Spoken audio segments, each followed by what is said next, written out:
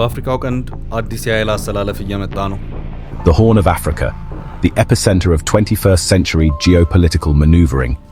This region, at the crossroads of Africa and the Middle East, holds immense strategic importance. ኢትዮጵያ፣ ኤርትራ፣ ሱዳንና ሶማሊያ ወዴት? This region is rich in culture and resilience, but it's often in the headlines for war, famine, and political chaos.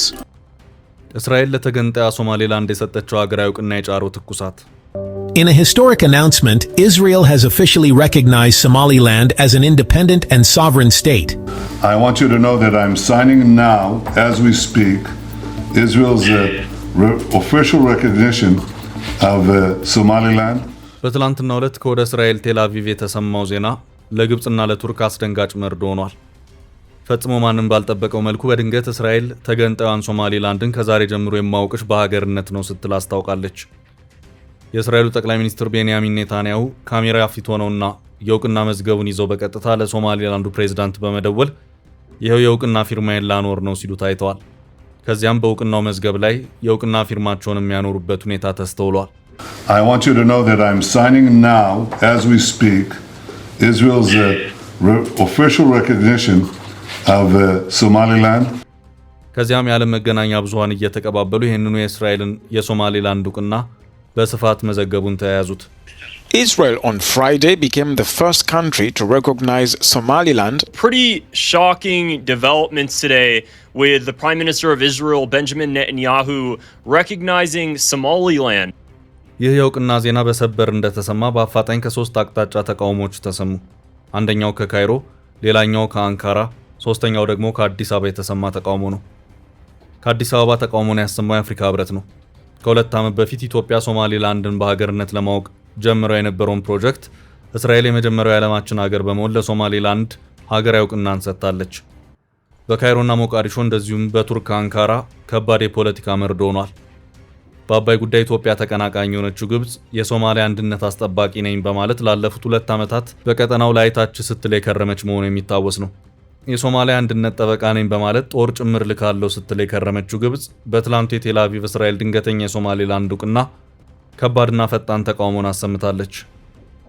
ሌላኛዋ ተቃውሞዋን ያሰማችው ሀገር ቱርክ ናት። ቱርክ ከሶማሊያ ጋር ጥብቅ የሆነ ግንኙነት ያላት ሀገር ናት። በሌላ አቅጣጫ ደግሞ ቱርክ ከእስራኤል ጋር ያላት ግንኙነት በእጅጉ ከመሻከር አልፎ ለጸብ ጭምር የሚፈላለጉ ሀገራት ሆነው ይታያሉ። ለሁለቱ ሀገራት ጸብ ምክንያት የሆነው ደግሞ ቱርክ በፍልስጤማውያን ላይ ያላት ጠንካራ የጥብቅና አቋም ነው።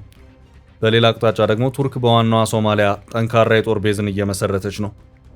ይህ በእስራኤል የተወደደ አልሆነም። The Horn of Africa is drawing global attention and Turkey is making a bold entrance. Flag now flies alongside Somalia's in the heart of Mogadishu. እናም አሁን በሌላ አቅጣጫ ደግሞ የቱርክን የሶማሊያ እንቅስቃሴ እስራኤል በአይነ ቁራኛ ስትከታተሉ ቆይታለች። ቱርክ ሶማሊያ ላይ ወታደራዊ መልህቋን ስትጥል እስራኤልም በውስጠ ታዋቂነት ሶማሌላንድን እያሰበች ነበር። እናም ነገር ውስጡን በስሎ በትላንትናው ዕለት በዕለተ አርብ ዲሴምበር 26 ቀን 2025 የእስራኤል የሶማሌላንድ ዕውቅና እውን ሆነ። በዚህ ወቅትም የአፍሪካ ህብረት ከመቀመጫው አዲስ አበባ፣ ግብጽ ከካይሮ እንደዚሁም ቱርክ ከአንካራ አፋጣኝ ተቃውሟቸውን አሰሙ። Turkey and Egypt strongly condemn Israeli recognition of the breakaway territory of Somaliland as an independent state. ነገሩን ጥቂት ወደ ኋላ መለስ አድርገን ለመሆኑ ሶማሌላንድ ማንናት የሚለውን ሐሳብ በጥቂቱ እናንሳ። ሶማሌላንድ የዛሬ 30 ዓመት ሶማሊያ በእርስ በእርስ ጦርነት ስትበታተን ከዋናዋ ሶማሊያ ተገንጥላ በራሷ ሀገር ነኝ ያለች ግዛት፣ ነገር ግን የትኛውም ሀገር በሀገርነት እናውቅሻለን ያላላት ግዛት ናት። ምንም እንኳን ከየትኛውም የዓለም ሀገር ዕውቅና ባታገኝም ሶማሌላንድ የራሷ የፖለቲካ ስርዓት፣ የመንግስት ተቋማት፣ ወታደራዊና የፖሊስ ኃይል እንዲሁም የራሷ መገበያ ገንዘብ አላት። ምርጫንም ጊዜውን ጠብቃ በማካሄድ መሪዎቿን የምትለውጥ መሆኗ ትታያለች። በዚህም በበርካቶች ተቀባይነትና ዕውቅናን አትርፋለች። በሶማሌላንድ ምርጫ ኮሽ የሚል ነገር አይሰማም። ሶማሌላንድ ዛሬም ድረስ በእርስ በእርስ ጦርነት ከምትናጠው ሶማሊያ ራሷን በመጠበቅ ግዛቷን ያስከበረች ሆናም ትታያለች። ዋና ከተማዋ ሃርጌሳ ሲሆን የቆዳ ስፋት 177000 ስኩዌር ኪሎ ሜትር ነው። የህዝብ ብዛቱ 5.7 ሚሊዮን ሲሆን በሀገሪቱ ሶማሊኛ፣ አረብኛና እንግሊዘኛ በዋናነት ይነገራሉ።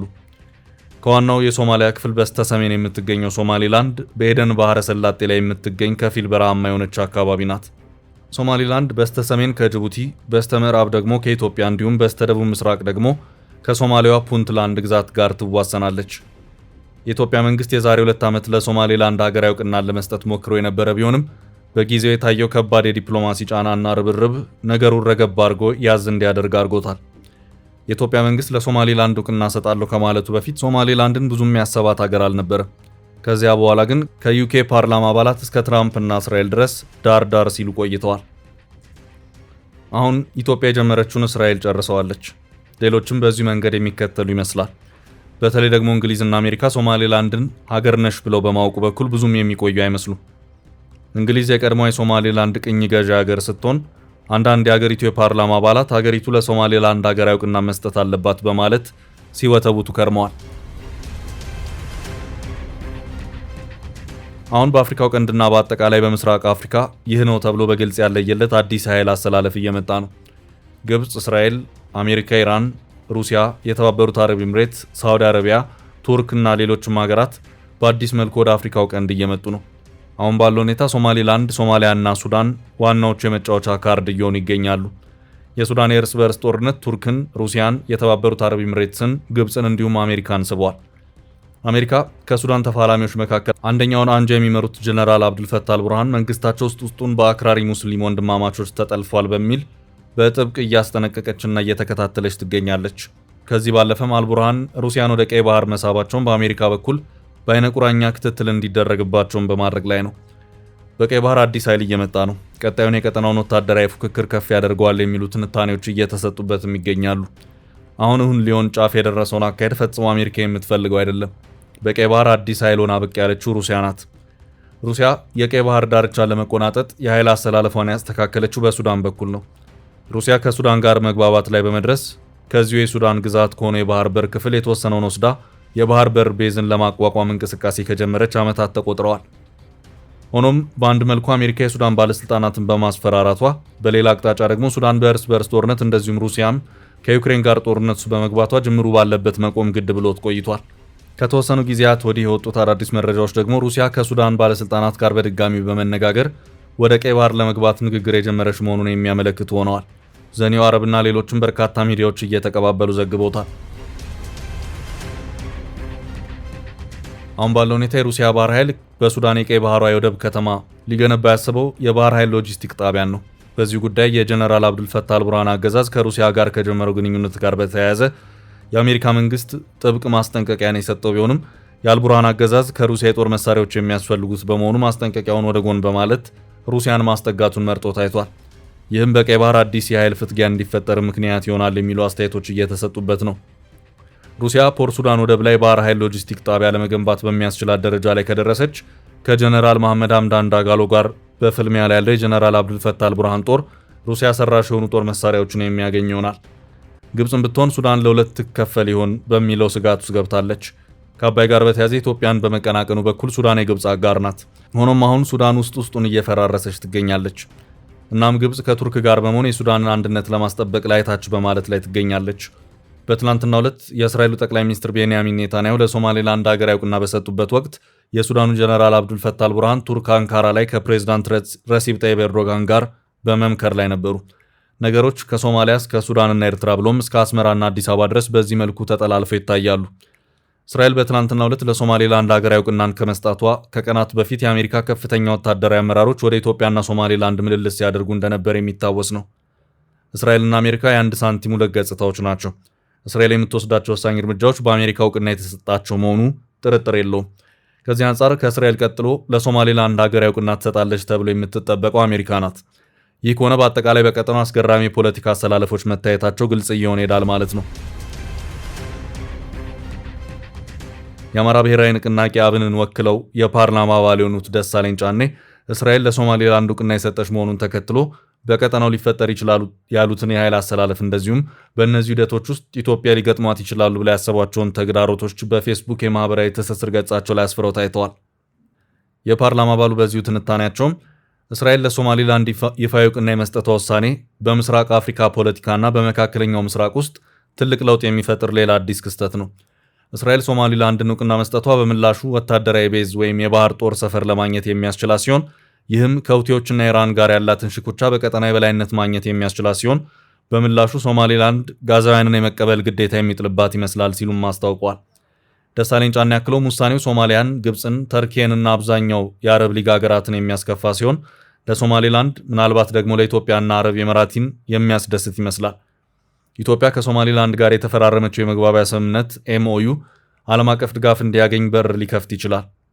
ይህም ለኢትዮጵያ የባህር በር ፍላጎት እንደ መልካም አጋጣሚ ቢታይም አካባቢውን ግን የታላላቅና የመካከለኛ ኃይሎች መራኮቻና የጦር ቀጠና ሊያደርገው የሚችልበት ከፍተኛ ስጋት አለ። በሌላ በኩል ይህ ውሳኔ በግብፅና በሶማሊያ መካከል ያለውን ጥምረት የበለጠ ያጠናክረዋል። ኢትዮጵያ በዚህ ውጥረት ውስጥ የጂኦፖለቲካዊ ፍጥጫ ማዕከል እየሆነች መምጣቱ አይቀርም። ኢትዮጵያ ከጎረቤት ሀገራት ጋር ያላትን ግንኙነት በጥንቃቄና በብልሃት መምራት ካልጀመረች ሀገሪቱ በጠላቶች የመከበቧ አደጋ ስጋት ሊሆንባት ይችላል። ሶማሊያ ለእስራኤል ውሳኔ በኢትዮ ሶማሌላንድ መካከል ተፈርሞ የነበረ የመግባቢያ ስምምነት የፈጠረው ዲፕሎማሲያዊ ውዝግብ ተቀጽላ ነው ብላ ቂም መያዟና ከግብፅ ጋር ያላትን ግንኙነት በመጠቀም ኢትዮጵያን ለመበቀል ፍላጎት ማሳደሯ የሚጠበቅ ይሆናል። የቀጠናው ዲፕሎማሲና ጂኦፖለቲካ እንደዚህ በየሰዓቱ እየተቀያየረ ባለበት በዚህ ወቅት በኢትዮጵያ ውስጥ ያለው የእርስ በርስ ጦርነት ለውጭ ኃይሎች መጠቀሚያ በር መክፈቱም የማይቀር ይመስላል። ምክር ቤት ላይ በተደጋጋሚ እንደገለጽኩት ጠንካራ የውጭ ግንኙነት ሊኖረን የሚችለው በቅድሚያ ውስጥ ጥንካሬና አንድነት ሲኖረን ሲሆን ያን ደግሞ ማሳካት የምንችለው የውስጥ ችግራችንን በንግግር መፍታት ስንችል ብቻ ነው። የሶማሌላንድ እውቅና ለኢትዮጵያ ትልቅ ዕድልና ተስፋ ወይም ተግዳሮት ሊሆን ይችላል። ኢትዮጵያ በስሜት ሳይሆን በሰከነና የሀገርን የረጅም ጊዜ ጥቅም ባስጠበቀ መንገድ መንቀሳቀስ ይገባታል። በዚህ ልክ የሰከነና የተጠና ዲፕሎማሲ መስራት የሚችል የውጭ ጉዳይ አገልግሎት ዲፕሎማቲክ ኮርና መንግስት አለ ነው የሚለው ጉዳይ የስንት ብር ጥያቄ እንደሆነ ለመገመት ቢከብደኝም ለዚህ ጥያቄ ምላሽ ጊዜ የሚነግረን ይሆናል። እህት አውለት እንዳለችው ጸሎትና ዱዓውም አይከፋም በማለት ሐሳባቸውን ቋጭተዋል።